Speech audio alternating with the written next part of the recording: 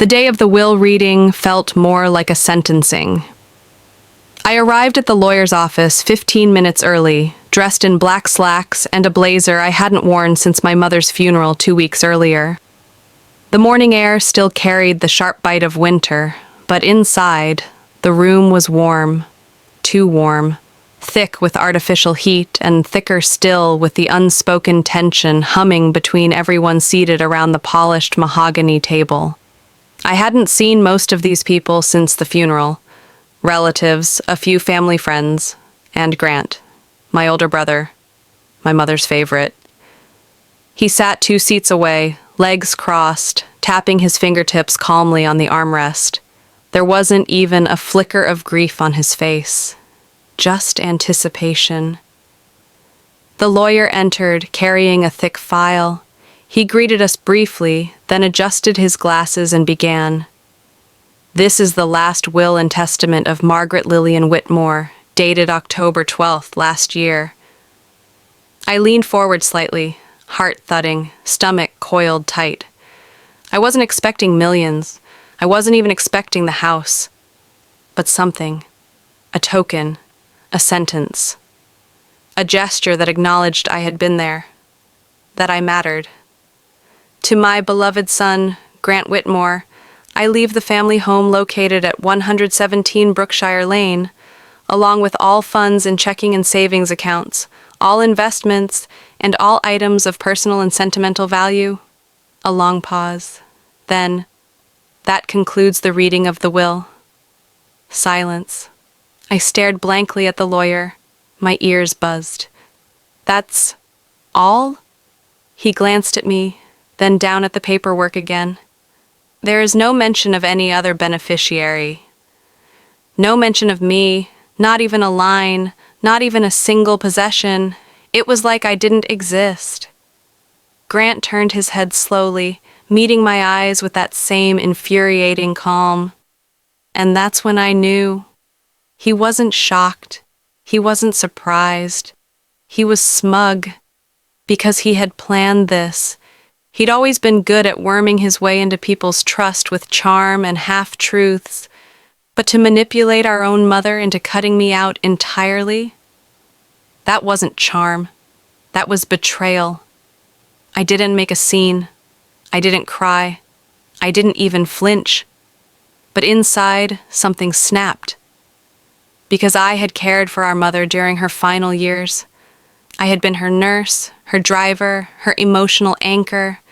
I had sacrificed time, work, relationships. I had watched her deteriorate while Grant visited for holidays and posted selfies by her bedside. He may have gotten the will, but I had the truth, and I was going to use it. My name is Rachel Whitmore. I'm 36, single, and for the past 5 years, I was my mother's full-time caregiver. It didn't start out that way. At first, I was just the daughter who lived nearby. I'd stop by after work to help with groceries, make sure her prescriptions were filled, or sit with her during her increasingly frequent doctor appointments. But after her hip surgery, and then the early signs of dementia, what started as errands turned into a life. My life. I left my job at the publishing house, thinking it would be temporary. Just until she recovers, I told myself, but recovery never came. Instead, I watched my mother, the once sharp, strong woman who ran our household with unyielding precision, slowly unravel. She forgot the stove was on. She got lost on her own street. She started calling me Maddie, my childhood nickname, even when I gently reminded her my name. That was when I moved in. Grant didn't offer. He lived across the country in San Diego, where he worked in commercial real estate and posed for family Christmas cards with his perfectly filtered wife and 2 equally filtered kids. He called occasionally, usually when someone prompted him to. "Tell Mom I love her," he'd say before hanging up, barely waiting for a reply. He visited once, maybe twice a year, and when he did, he brought expensive wine and a new gadget for Mom, made a show of adjusting her pillows or reading aloud from the paper. Then, after a few photos, always photos, he'd disappear again. And yet, in her eyes, he could do no wrong. I didn't resent that at first. Not really. I figured she was clinging to something, an idea of Grant as the golden child, the one who made it. It didn't matter that I was the one clipping her toenails when she couldn't bend down anymore, or that I was the one cleaning up when she mistook the linen closet for the bathroom. I was there. That should have been enough. I ran the household, paid the bills, managed her prescriptions, sat through late-night hospital visits, fought with her insurance company, held her hand during MRI scans. I learned how to change adult diapers, administer insulin, and gently de-escalate episodes when she forgot who I was and started crying for her mother. I gave up everything: dating, my job, my independence. My friends stopped inviting me out after the third or fourth decline dinner. They didn't understand I couldn't leave for more than 2 hours without risking something going wrong. She had lucid days, of course. Sometimes she'd smile and say, "I don't know what I'd do without you, baby." I lived for those moments. They felt like little droplets of sunshine in a storm that never cleared. On her best days, she'd remember my favorite soup and ask if I still liked the poetry I used to read in college. I thought we had an understanding. Once, when she was still lucid enough to have serious conversations, she even told me, "When I'm gone, the house is yours." It's the least I can do. I didn't ask for that. I never even brought up inheritance. I just wanted her to feel safe. But something changed in the last year. After Grant's extended summer visit, when he stayed almost 2 whole weeks, Mom began to shift. She mentioned him more often. She started second-guessing the meals I made, saying, "Grant says I should eat more greens," or "Grant says we need to think about refinancing." Little things that didn't make sense. I brushed it off, assuming she was just trying to stay connected. But one day, I found them whispering on the back porch. When I came outside, they stopped talking and smiled like kids caught cheating on a test. Then the mail started arriving, thicker envelopes from banks and legal offices. When I asked, she said it was just housekeeping. She waved it off. But the final blow came when I opened the wrong drawer one day while looking for her insurance paperwork. There, tucked between grocery receipts and medication refills, was a typed draft of a new will. My heart dropped when I saw it. My name wasn't on the first page. I flipped through, hands trembling. It was all Grant. The house, the accounts, the jewelry, the furniture, the car, all of it. No mention of me. I didn't confront her that day. Honestly, I couldn't. I wasn't angry yet, just gutted. It felt like I'd been cut out of her heart long before I'd been cut out of her will, but the grief would turn to fury, and the fury would become focus. Because if Grant thought he'd buried me along with our mother, he was about to learn that I don't disappear that easily. After I found the will draft in the drawer, I couldn't sleep for 3 nights. I'd lie in bed listening to the soft hum of Mom's oxygen machine and wonder how she could do it. How she could give everything to Grant, the absentee son who hadn't even learned how to work the coffee maker in her kitchen, while I, the one who gave up everything, got nothing, not even a mention. At first, I tried to convince myself it was a mistake. Maybe it was an early draft. Maybe she changed her mind and never finalized it. Maybe Grant had pressured her and she didn't really mean it. But denial only lasts so long when you're staring at legal paperwork with your name glaringly absent. The next time Grant called, I listened in from the hallway. Mom used speakerphone without realizing it. "Yes, the lawyer sent the final copy," she said. "No, I haven't told Rachel yet." There was a pause. Then, "I don't want to upset her. But she'll understand, right? You've got a family to support." That hit like a punch to the chest. A family to support? I'd supported her every day for the past 5 years. From that moment on, something inside me shifted. The heartbreak calcified into something colder. I didn't confront her. What would be the point? Her mind wasn't steady anymore, and Grant had clearly been planting seeds for months, maybe years. I began noticing more and more of his influence. A new fancy pill organizer arrived in the mail, something Grant had read about online. She started making strange financial comments like how we shouldn't be spending so much on utilities, even though I was the one paying the bills. I checked and found that she'd transferred power of attorney to him a month earlier. I hadn't even known. One evening, I came home from the pharmacy to find a real estate agent standing in the living room shaking Mom's hand. "What's going on?" I asked, trying to keep my voice calm. "Oh," she said brightly. "Grant thought we should have the house appraised. Just in case." I looked at the stranger standing in the room and felt a chill crawl up my spine. "He says it's just a precaution," she added. "A precaution for what?" I went to my room, closed the door, and pulled out my laptop. I began collecting everything, every receipt, email, photo, note. I didn't know what I was building, but I knew I needed proof. I had a sinking feeling that once Mom passed, Grant would sweep in like a king returning to his castle and erase every trace of me. And he nearly did.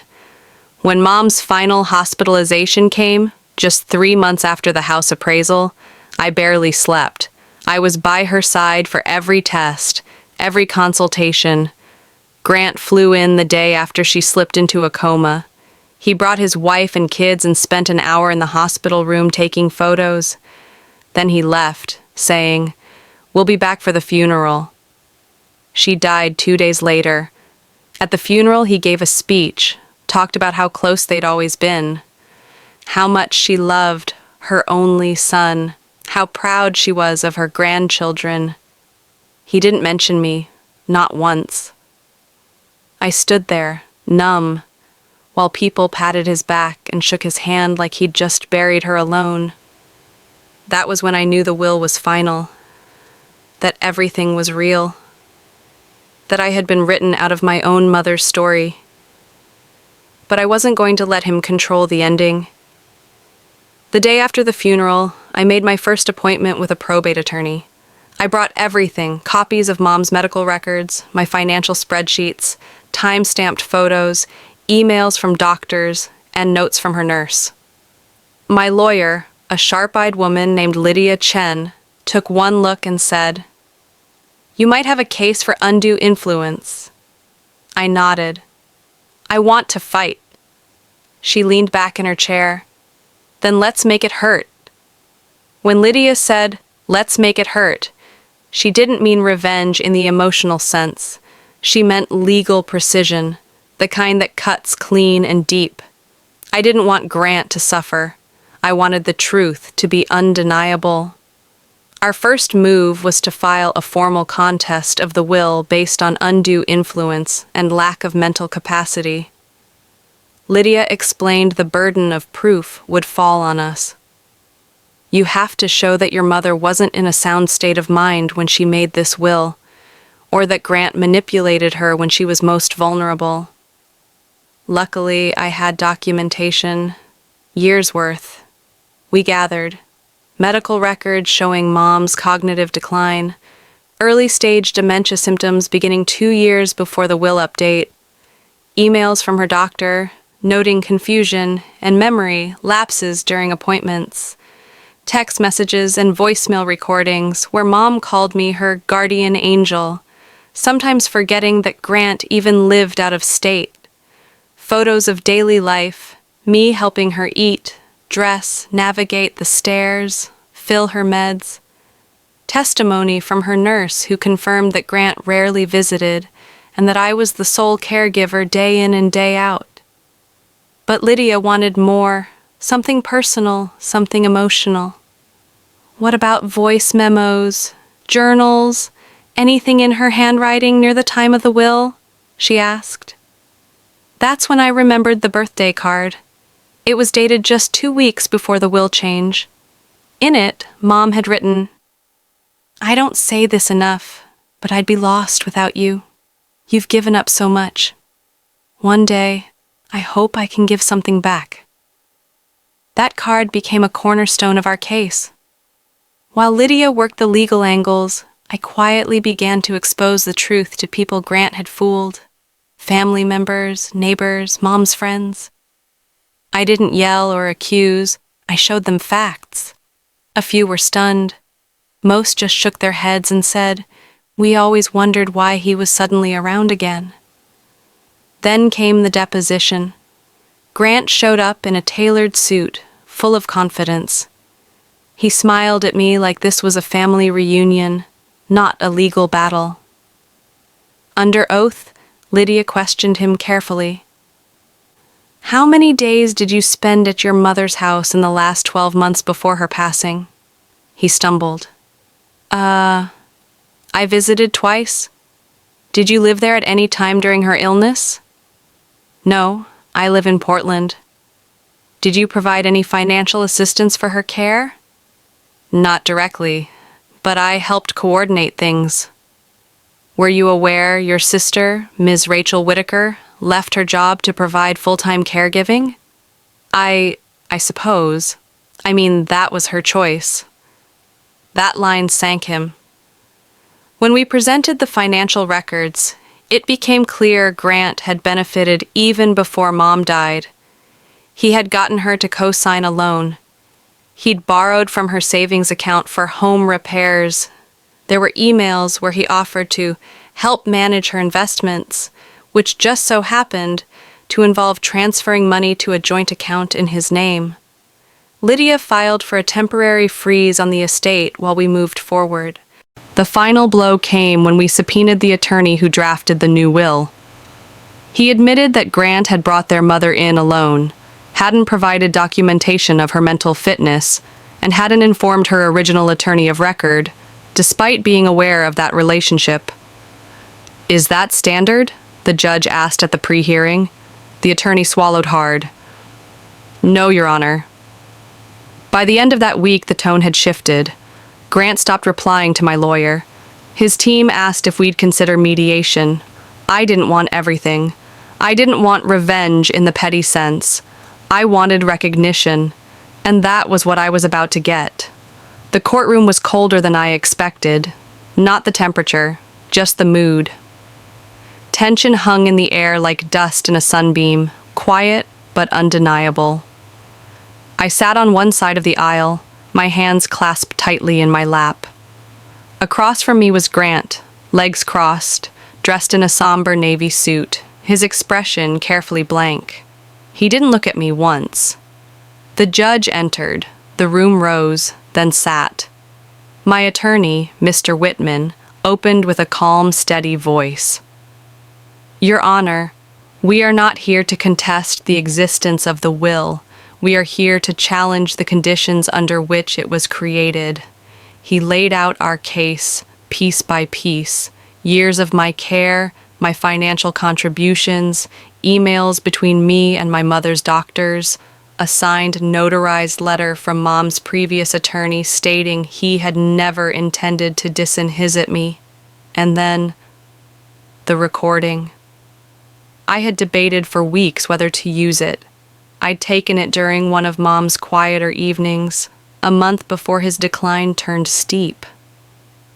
He was sitting on the porch, watching the sunset, sipping his tea. I was reading a book next to his when he started talking softly, almost like he forgot I was there. "You know," he said, "I've never told Grant no. I didn't want his to think I loved his any less. But it was you who stayed. It was you who saved me." On the recording, you can hear the break in my voice as I say, "He said I was selfish." And Mom replies, "He says what he needs to believe, but he doesn't know what real love looks like." I felt my throat tighten as we played it back in the courtroom. I watched the judge's expression shift ever so slightly as the weight of those words settled. Grant's attorney tried to push back. "That's hearsay, emotional manipulation. It doesn't change the will." But then came the handwriting analysis, the expert we'd hired showing how the last page signature didn't match any of Mom's medical forms from the same period. The strokes were shakier, less consistent. Likely signed under cognitive duress, the expert concluded. Even the notary, a young woman, clearly nervous on the stand, admitted that Grant had scheduled the appointment and brought their mother in alone. He seemed tired, the notary said. He kept asking what he was signing. When it was Grant's turn to testify, he looked calm at first. Mom made his wishes clear, he said. He wanted me to handle things. But the judge kept pressing. Did your mother consult with his previous attorney? No. Did he disclose the will's contents to any other family members? No.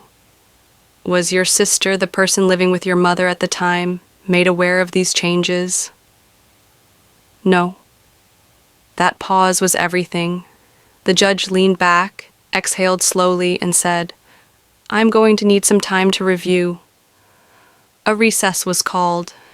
As we stepped into the hallway, my attorney turned to me and said, You did everything right. Now we wait. I looked across the marble corridor. Grant was pacing, whispering furiously to his lawyer. I didn't smile. But inside, something had shifted. For the first time in years, I felt seen, heard. And I knew, whatever happened next, this wasn't over. The judge reconvened the hearing 1 week later. I hadn't slept much in the days leading up to it, replaying every minute of the last session, wondering if the recording, the witness statements, the handwriting analysis, any of it would be enough. But when I walked back into that courtroom, something inside me had settled. I'd already lost my mother. I wasn't going to lose myself trying to win his back. The judge took his seat, glasses perched on his nose, legal pad full of notes. He didn't make us wait long. I've reviewed all submissions, he began, his voice even. This court finds that the revised will present significant irregularities. While the document is legally binding in form, the circumstances surrounding its creation raise questions of undue influence and mental competence. I held my breath.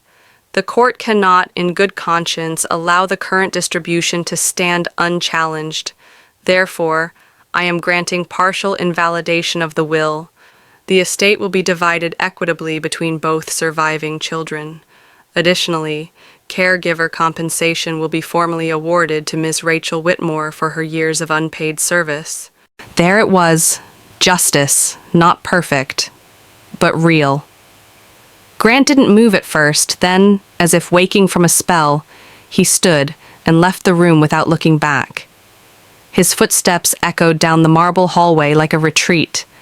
I remained in my seat, stunned, not because I was victorious, but because I was validated. Finally. My attorney leaned in and whispered, We did it. The estate division was settled through mediation soon after. Grant kept the house. He argued that it was his childhood home, and he couldn't bear to let it go. Fine, let us hold on to the ghosts. I didn't want to live under that roof again, not after what it had come to represent. What mattered was the court-ordered compensation, $95,000, plus a formal acknowledgment in probate court records that I had been the primary caregiver. I didn't care about the money as much as what it symbolized. My time, my life, my sacrifice had been seen. And more than that, I received possession of what mattered most to me, my mother's journals. 4 decades of handwritten pages tucked into a cedar chest I had nearly forgotten about. His recipes, his doodles, his thoughts. Proof that once, long before the confusion set in, he had loved us both. Unequally perhaps, but genuinely. I moved out of the house the same week the settlement was finalized. My new apartment was modest. 2 bedrooms, 1 for me, 1 I converted into a tiny design studio. It had light, it had air. It didn't smell like old medication or hand sanitizer. It felt new. I returned to freelance design work, slowly rebuilding my client list, no longer juggling projects between meal plans and emergency appointments. For the first time in years, I had room to breathe. I saw Grant one more time, by accident, at a local market. He passed me in the spice aisle, looked up, and hesitated. We stared at each other for a moment. His eyes flickered with something like regret, or maybe just recognition. He nodded. I nodded back. That was all. No words, no apology, no war. And I was okay with that. Because this wasn't about his anymore. It was about me, and what I was finally reclaiming. It took months for the dust to truly settle. After the court ruling, the lawyers went quiet, the documents were signed, and the estate was divided. But the grief, that lingered like fog. Not just the grief of losing my mother, but of realizing I had already lost his long before he passed. I used to replay our last few months together like a movie I wished I could rewrite. His voice, once warm and teasing, had grown clipped. His gaze, once full of certainty and maternal pride, had become distant, suspicious even. And yet, in the quiet moments, he would still reach for my hand or ask for a bedtime story like he had when I was a little girl. As if two versions of his existed inside the same fading body. In those moments, I reminded myself that love and betrayal are not always separate things. Sometimes they coexist in the same room, in the same family, in the same person. I don't visit the old house anymore. Grant still lives there, or so I've heard. The porch light is always on, but I never see anyone sitting on the swing where Mom and I used to drink tea in spring. That image used to haunt me, Grant occupying a space I had filled with sweat, devotion, and sacrifice. But not anymore. Because the truth is, the house was never what I truly wanted. What I wanted, what I had needed, was recognition. To know that what I did mattered. That staying had meant something. That giving up years of my life to care for someone wasn't just a footnote in the story of our family. And in the end, I got that. Not from my mother, perhaps, but from the truth. And from the record that will now live long after all of us are gone. I still keep his journals. They sit on a shelf in my new place, in the studio room with soft curtains and mismatched furniture. On some nights, I'll flip one open at random, letting his words surprise me. In the older entries, before the strokes, before the fear, I find pieces of his I'd forgotten. The version of his that laughed loudly, wrote long letters, and cried during movie endings. Sometimes I read his words aloud. I let them fill the room. I answer them in whispers. I forgive you, I say. I miss you. I hope you know I did my best. And in those moments, something inside me softens. Grant and I don't speak. We probably never will. But I no longer carry the weight of trying to fix that. Some rifts aren't meant to be repaired. Some lessons are simply learned and left behind. My life now is simple. I work, I walk, I host friends for dinner. I joined a small community garden, something I'd always wanted to try but never had time for. I've started sketching again. Not logos or client projects, but just for me. Just for joy. I am learning that peace doesn't always arrive with fireworks. Sometimes it tiptoes in during the quiet moments, when the tea is hot and the air is still, and you realize you are no longer waiting for someone else's validation. My mother may have forgotten my sacrifices in the end, but I haven't. I remember every meal I cooked, every tear I wiped, every night I stayed up with a flashlight and a medical chart. I remember being the one who stayed. And that memory?